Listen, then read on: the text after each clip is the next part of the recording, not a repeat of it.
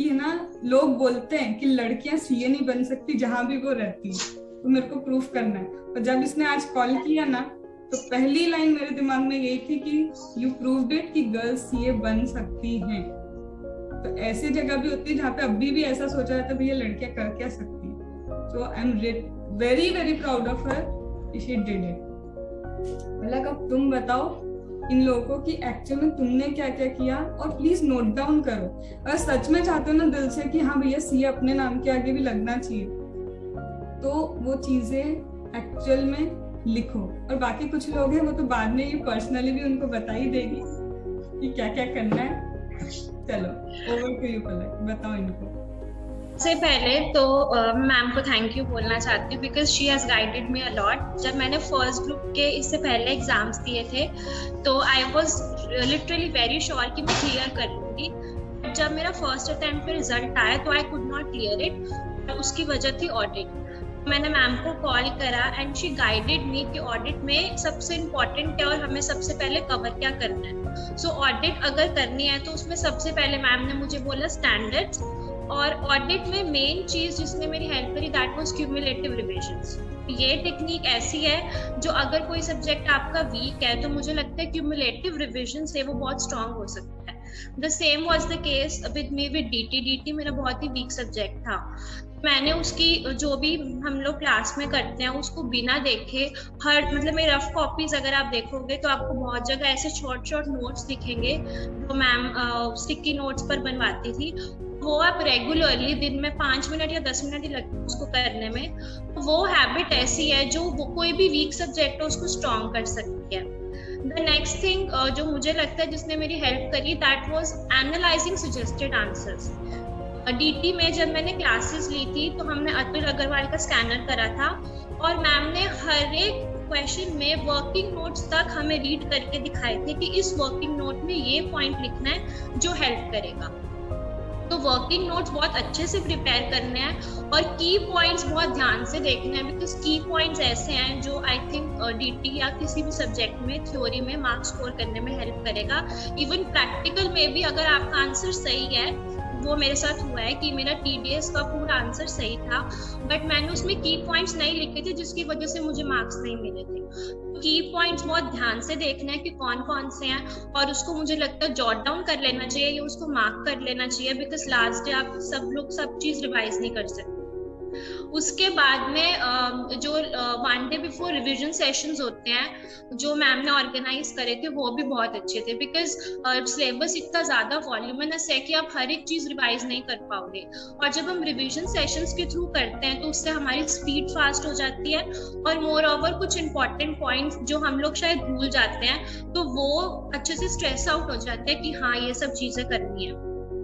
उसके अलावा टाइम बहुत इंपॉर्टेंट है। मैम अच्छे से जानती है कि मेरे जो भी एग्जाम्स पास हुए हैं उसमें एक रीजन ये था कि मैं 100% पूरा 100 मार्क्स का अटेम्प्ट करके आई थी। तो डीटी का पेपर मुझे लग रहा था कि नहीं होगा और उसमें मेरे 40 शायद इसीलिए आए क्योंकि मैं पूरा अटेम्प्ट करके आई थी। नो डाउट शायद मिस्टेक्स होंगी बट पूरा 100% अटेम्प्ट करने का बहुत ज्यादा फायदा होता है। सो प्रैक्टिस इतनी करनी है कि उस टाइम पर आपको पूरा पेपर कंप्लीट हो जाए।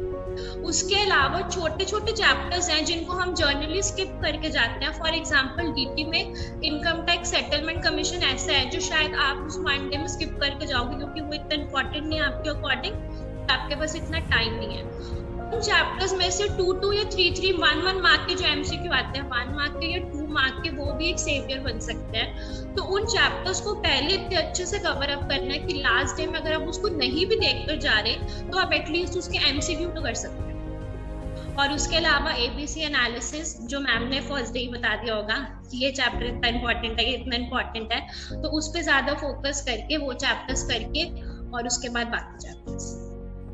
And what would you say about the time management कि जो टाइमर लगा लगा के इन लोग को सॉल्व करना चाहिए उसका कैसे होना चाहिए? Time management is the key. अगर आपको सब कुछ आता है और आप वहाँ लिख नहीं पा रहे आने का कोई फायदा नहीं। सो अभी जब हम क्लासेस के साथ में टाइम मैनेजमेंट के साथ प्रैक्टिस करते हैं उससे हमारी स्पीड इंप्रूव होती है और स्पीड के साथ में राइटिंग स्किल्स जो आपकी होती है पेपर प्रेजेंटेशन वो भी टाइमर के साथ इंप्रूव होगा।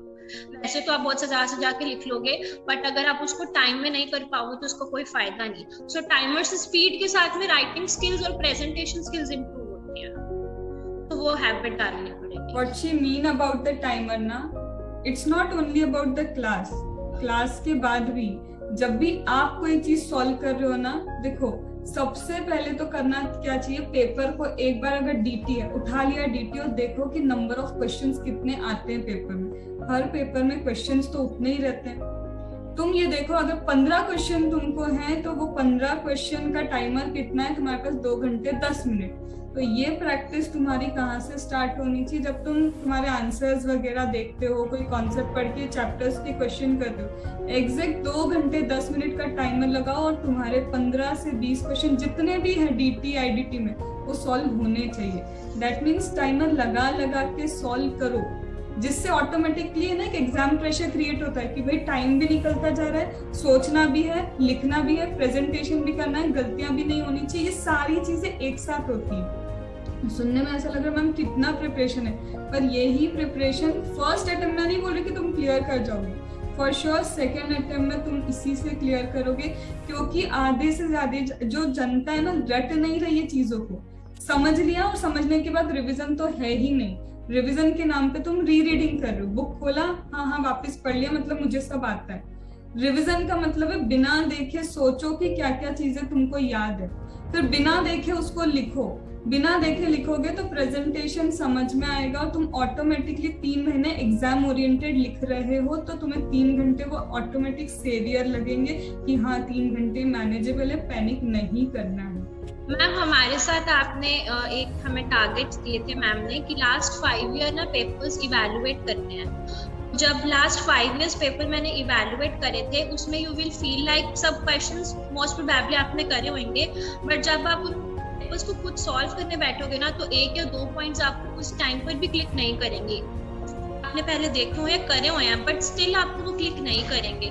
वो चीज भी बाद में बहुत हेल्प करती है बिकॉज आपका माइंड ऑलरेडी प्रिपेयर्ड है कि एग्जाम में क्वेश्चन आएगा तो मुझे कैसे वर्क करना है। एग्जैक्टली अभी जैसे हम लोग क्या करते हैं, ये सब तुम लोग जॉट डाउन करो कि सबसे पहले ना जो 10-15 मिनट होते हैं ना तुम्हारे पेपर रीडिंग के, मैं सब